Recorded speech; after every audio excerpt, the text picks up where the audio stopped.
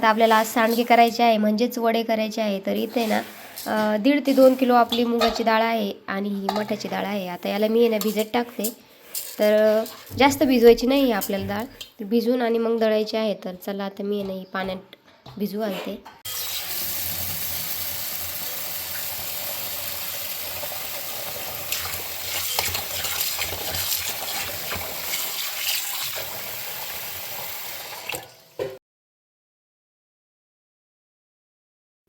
तर डाळ जी आहे ना मी सकाळी म्हणजे 7 वाजता टाकली होती, कारण मग स्वयंपाक वगैरे होईपर्यंत छान अशी भिजून जाते.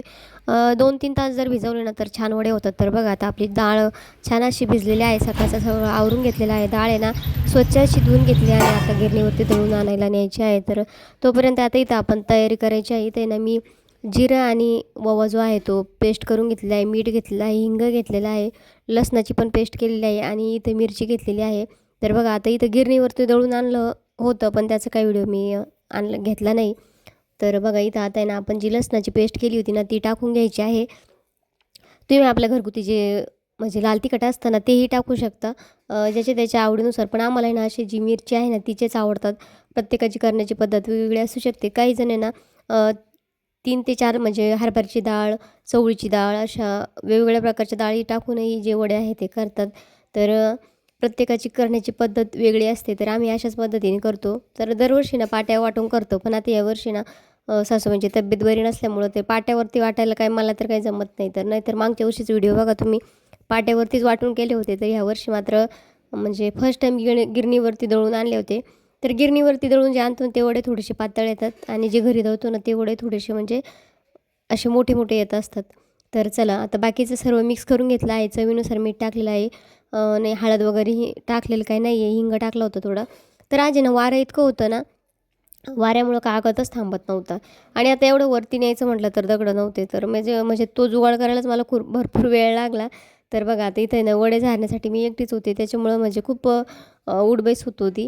तर कसं आपलं जर खाट्यावर वगैरे कसं टाकलं ना तर व्यवस्थित होतात. पण इथं टाकायचं म्हटलं ना तर कारण इकडे या साईडला जिना असल्यामुळं मला उठता येत नव्हतं. तर त्याच्यामुळे जास्तच उठबैस झाल्यामुळे ना कागद काय एका ठिकाणी थांबत नव्हते. मग जिथं कागद उडत होतं ना तिथं तिथं मी टाकून घेतलेले आहे. आता व्हिडिओ आहे ना म्हणजे प्रॉपर शूट करायचं म्हटलं ना तर ह्या अशा घाईगडबड काही आपण घेत नाही. पण मला आहे तसंच मी टाकला आहे. त्याच्यामुळं म्हटलं का चला आता आपल्या यूट्यूब फॅमिलीपासून काय लपवायचं.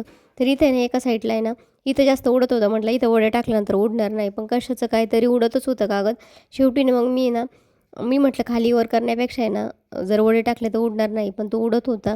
तर कोणाची अशी फसगत होते की काही म्हणजे असे वाळवणाचे पदार्थ करत असताना कागद वगैरे उडतो किंवा म्हणजे असे काही जणांचे तर उडून पण जातात बरं का.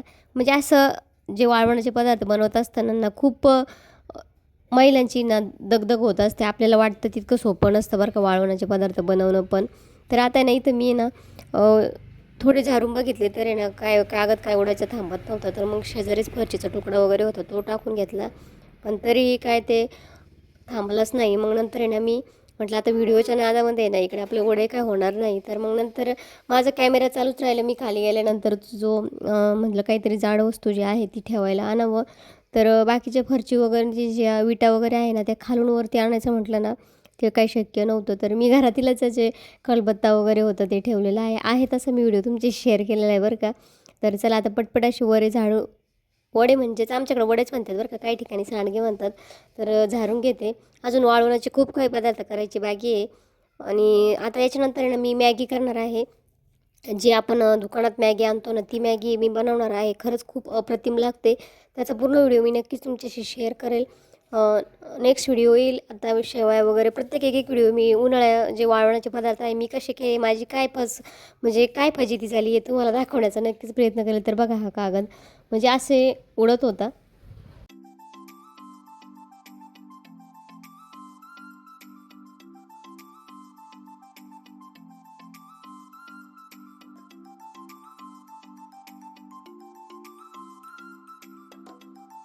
वाजले आता तर बघा आता वडे आपले सुकलेले आहे. तुम्ही बघू शकता दिवस पूर्ण मावळलेला आहे. तर बघा लागते की तुम्हाला नक्की दाखवेल. तर चला आता नाही पटकन भरून घेते. आज वारं खूप होतं, तर वाऱ्यामुळं असं वाटलं होतं की म्हणजे जे आहे ते खराब होतं की काय, तसं काही झालंच नाही. मस्त निघले आपले वडे. चला आता एवढे पण आहे ना मी भरून घेते. आरू पण आली आपल्या मदतीला. हे बघा ऊन भरपूर होतं ना त्याच्यामुळे छान झालं.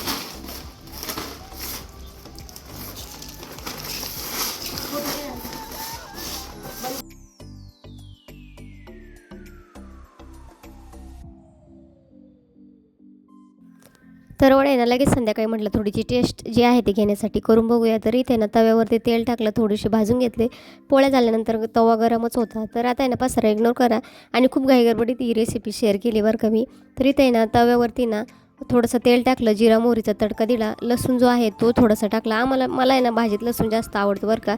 तर बघा इथे लसूण जो आहे तो थोडा बारीक करून घेतला आणि टाकला. त्याच्यानंतर लाल तिखट टाकलं, हळद टाकली आणि छान असं थोडंसं परतून घेतलं आणि मग त्यामध्ये ना पाणी टाकायचं आणि जी पाणी आहे त्याला उकळी आल्यानंतर आपले वडे टाकायचे. तर आम्हाला आहे ना रस जेव्हा आपण रसपोळी करतो ना तेव्हा आणि असा कोरडा जो आहे तो खायला खूप छान आवडतो बरं का. काही जणांना म्हणजे कांदा टाकून जर केला ना तो पण छान लागतो किंवा काही शेंगदाणे टाकून पण करतात. पण मला असा जो वडा आहे तो आवडतोच म्हणजे सांडगे. तर बघा इथं आता चवीनुसार मीठ टाकलेलं आहे कारण आधी आपण मीठ टाकलेलं असतं.